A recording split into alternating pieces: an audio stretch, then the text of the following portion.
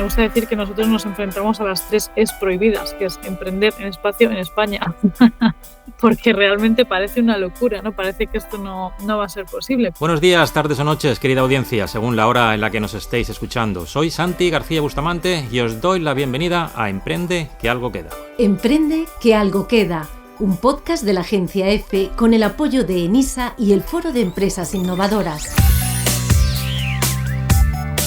Arrancábamos este nuevo capítulo del podcast escuchando a Sara Correllero, emprendedora y cofundadora de la startup Yenai Space, una empresa que se dedica a solucionar problemas de movilidad espacial. Sí, hoy nos vamos al espacio, pero quizás nos lo explica ella mejor de viva voz. El año pasado se lanzaron casi 3.000 satélites al espacio. O sea, realmente yo creo que me gusta mucho decir el número porque a veces no tenemos un poco esa idea de que el sector espacial solamente de unos pocos, ¿no? Locos que estamos ahí haciendo cosas, y realmente el sector espacial está en nuestro día a día constantemente, ¿no? Desde que usamos Google Maps para quedar con los amigos hasta que cuando miramos el tiempo que va a hacer mañana en Madrid, estamos utilizando tecnología espacial.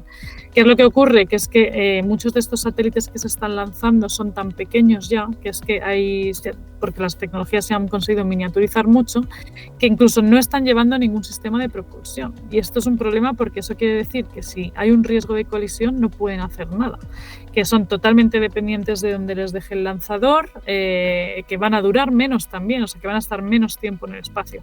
Entonces es un problema para todos los beneficios que nos está dando la tecnología espacial el hecho de que se estén lanzando satélites sin la capacidad de maniobrar. Es increíble todo lo que aún tiene por hacer el sector espacial y todo lo que se está haciendo. Como la propia Sara nos decía, emprender en el espacio parece una locura, pero vamos a ir paso a paso. Vega Alonso, compañera, bienvenida a este espacio. ¿Por qué parece tan difícil emprender? Santi, un placer acompañarte en este proyecto. Pues en esta triple dificultad de lo que nos habla Sara, emprendimiento, España y espacio, nuestra protagonista de hoy ha añadido también la financiación como uno de los principales problemas a los que se enfrentan los emprendedores y emprendedoras. Las empresas que estamos desarrollando tecnologías que son estratégicas, tanto para el país como en este caso para Europa, debemos de tener apoyo público, digamos, a través de proyectos, ¿no? Y esto se hace pues a través de, por ejemplo, de la Comisión Europea, del Horizonte Europa, o en este caso en España, por ejemplo, a través del Programa Tecnológico Espacial, ¿no? Que ha salido hace poco. Entonces, ese tipo de apoyos gubernamentales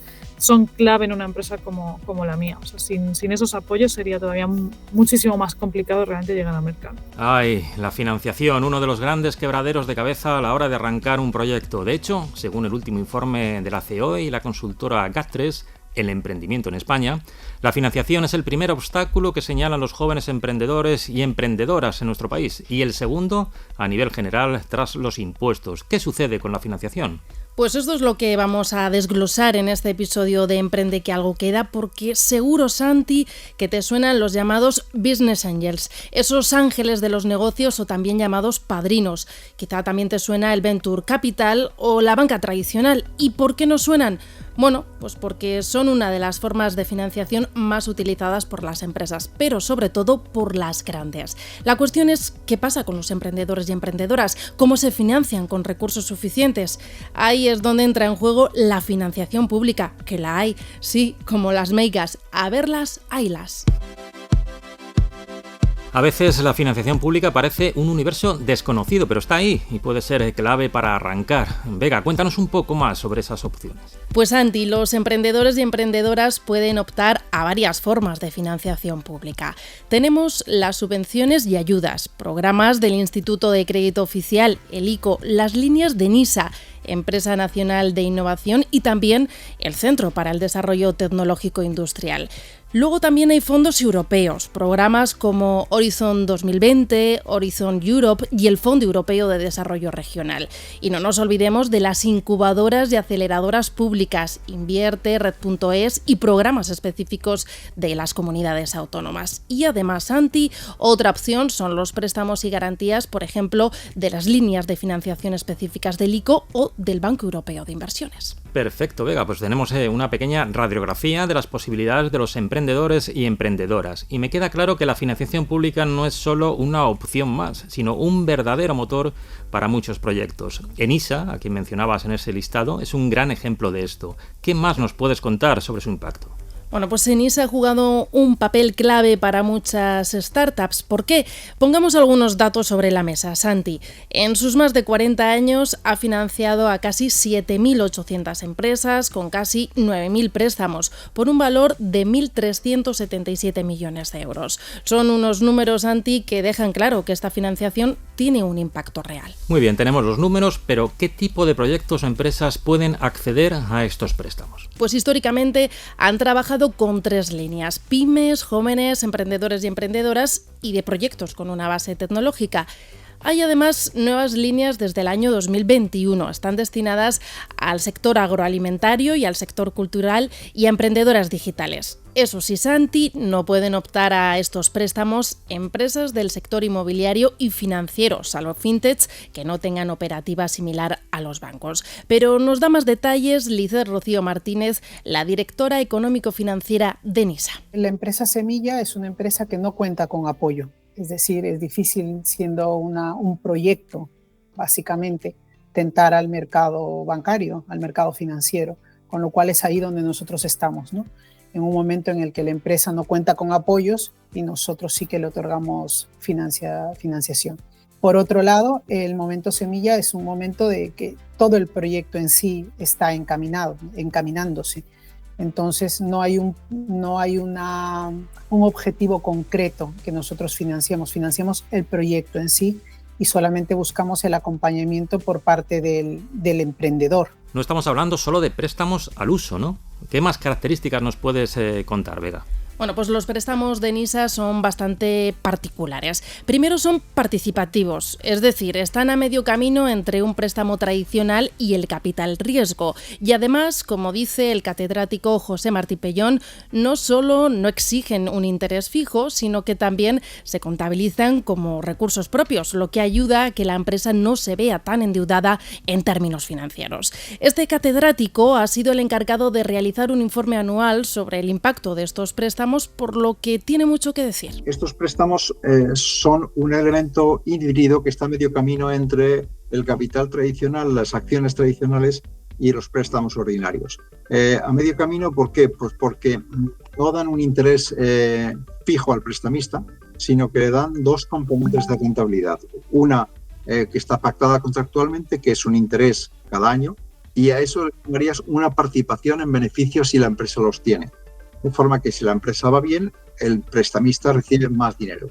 Si la empresa va mal, por lo menos recibe ese interés pactado. En paralelo, este vehículo se contabiliza o se computa como si fuera recurso propio, es decir, como el capital a la hora de hacer análisis financiero. Es decir, no cuenta como endeudamiento a efectos financieros, aunque sí cuenta como endeudamiento a efectos fiscales. Es decir, los intereses que pagas son fiscalmente deducibles como los de cualquier préstamo. Claro, tiene sentido. Entonces son una herramienta flexible que se adapta a la situación financiera de la empresa. ¿Y todo esto qué beneficios reales trae para los emprendedores y emprendedoras? Para empezar, los tiempos son más cortos. Enisa resuelve en unos 3 meses, que es menos que lo que tarda un banco tradicional. Además, no están pidiendo una participación accionarial tan grande como un inversor privado, lo que le permite al emprendedor o a la emprendedora mantener más control sobre su empresa. Es una ayuda que les permite avanzar sin ceder tanto. Lo que le da es una menor renuncia a propiedad para unas características similares y a un menor coste, porque no está remunerando el coste de un accionista, sino está remunerando un coste mínimo, que es el interés pactado, más una participación con un límite en beneficios en el momento que se obtengan. ¿Y qué pasa? ¿Quién está buscando este dinero generalmente? Empresas que están en etapas muy iniciales y por tanto todavía no han alcanzado beneficios. O sea que en las etapas iniciales van a pagar un bajísimo interés y cuando ya tengan éxito van a pagar un interés más alto que en cualquier caso sería más bajo remunerar a accionistas. Muchos emprendedores y emprendedoras consideran que los préstamos de Enisa son una especie de aval que les ayuda a acceder a otras fuentes de financiación, ya sea privada o pública, porque genera confianza. Como dice Eliseth, es un efecto multiplicador. Aunque para muchos emprendedores y emprendedoras los préstamos de Enisa significan postergar la entrada del capital privado, lo cierto es que obtener un préstamo de Enisa tiene un efecto tractor y multiplicador para otras fuentes de financiación, pues actúa como certificador ante Business Angel, entidades de capital riesgo e incluso otras ayudas públicas, ¿no?, que la empresa pueda solicitar. Además, los proyectos presentados en Enisa pueden servir para acceder a otras líneas de financiación y ayudas públicas basadas en la innovación, como las líneas de financiación del CEDETI o incluso ayudas propias que tenga cada comunidad autónoma. Y tienen siempre pues como foco principal incentivar la creación de proyectos empresariales e innovadores que generen empleo. Enisa es una fuente de financiación que ayuda al emprendimiento de manera generalista. En esta tarea, pues evidentemente tenemos un mapa, ¿no?, que estamos presentando y en el cual tenemos un papel fundamental como administración pública y que conjuntamente con organismos como el CEDETI financiamos proyectos que están empezando. Entiendo entonces que Enisa no solo ayuda a arrancar, sino que también funciona como una especie de trampolín para llegar a otras fuentes de financiación. Exacto, Santi. Además, el impacto de estos préstamos va más allá de las empresas que lo reciben. Según José Martí Pellón, el impacto económico es también para el ecosistema emprendedor y para la economía del país. Primero el efecto micro y después incluso una perspectiva más macro, al ir creando un ecosistema por un lado y por otro lado retroalimentar el propio sistema de recaudación fiscal, porque al aumentar la actividad económica, los impuestos que gravan esa actividad económica permiten conseguir mayores recursos que los que en su inicio se aportaron para incentivar a estas empresas. Como vemos, la financiación pública a través de Enisa y otras opciones puede ser crucial para emprender. También nos lo contaban desde E&I Space. Esta startup ha desarrollado su propia tecnología desde dentro de la empresa y en apenas 3 años ha firmado 3 contratos con la Agencia Espacial Europea. Como empresa pequeña, con muy pocos recursos, la verdad que es brutal, ¿no?, porque de repente tienes acceso a muchos profesionales que con mucha experiencia que no tienes dentro de tu compañía, pues somos una empresa en general con una plantilla muy joven y nos está aportando también pues ese valor, o sea que estamos contentísimos. Eso sí, también han tenido que recurrir a la financiación privada, sobre todo por una cuestión de tiempos del mercado y no quedarse atrás de sus competidores. Así que su receta ha sido la de lograr el equilibrio entre ambas formas de financiación. De esta forma, Sara y su equipo han logrado combinar ambas fuentes para hacer realidad su proyecto: emprender en el espacio en España y no morir en el intento. Ahora están a punto de cumplir uno de sus sueños: volar. Pues a por estos retos, ¿no? Claro que sí, y es que, como solemos decir aquí, emprender, que algo queda. Pero más que eso, emprender transforma a quienes lo hacen. Emprender te cambia mucho también la forma en la que aceptas el riesgo en tu vida, ¿no? Yo creo que llega un punto en el que te aprendes a vivir con el riesgo casi a diario, ¿no? Y con la incertidumbre, no solo con el riesgo y con la incertidumbre, ¿no? Y esto al final pues también la gente de tu alrededor pues lo puede llegar a pasar un poco mal, ¿no? Porque cree que estás haciendo locuras, no entiende a lo mejor formas de actuar que tienes, ¿no?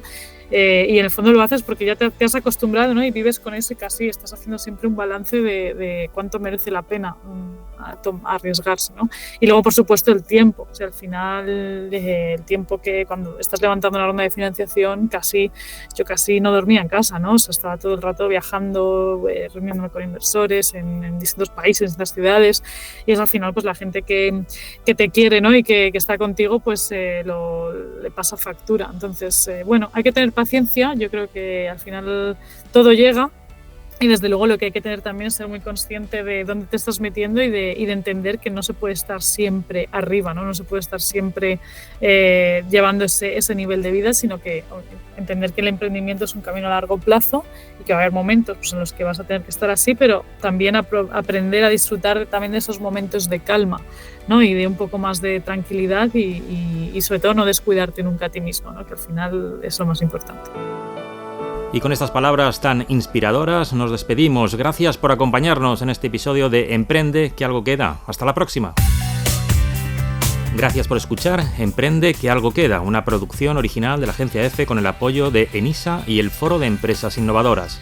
La realización y la presentación han corrido a cargo de Santi García Bustamante y Vega Alonso, el diseño sonoro y el montaje de Esteban Novillo y la coordinación de Laura Cristóbal.